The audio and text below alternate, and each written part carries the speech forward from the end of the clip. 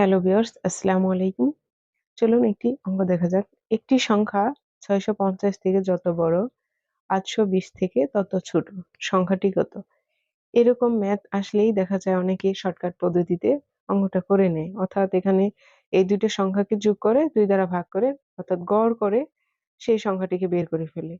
আজকে আমরা শর্টকাট ওয়েতে শিখব না। আমরা লিখিত ওয়েতে এই ম্যাথটি সলভ করব। একটি সংখ্যা আমরা যদি x ধরি, একটি সংখ্যা ৬৫০ থেকে যত বড়, তাহলে অবশ্যই ৬৫০ থেকে এই সংখ্যাটা বড়। আবার বলছি কি যে ৮২০ থেকে তত ছোট, অর্থাৎ এই ৮২০ বড়, সংখ্যাটি আবার ছোট। তো এই সংখ্যাটাকে আমরা এখন বের করে নিব।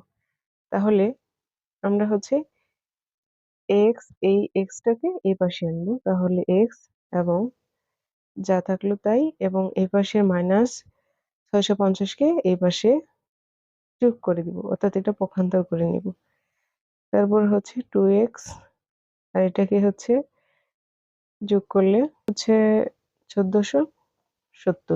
এখান থেকে আমরা x এর মানটা বের করে নিব। তাহলে এটাকে ২ দ্বারা ভাগ করে নিব। তাহলে x এর মানটা আমরা পাবো ৭৩৫।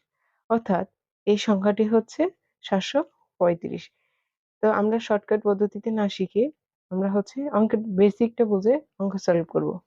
ধন্যবাদ সবাইকে।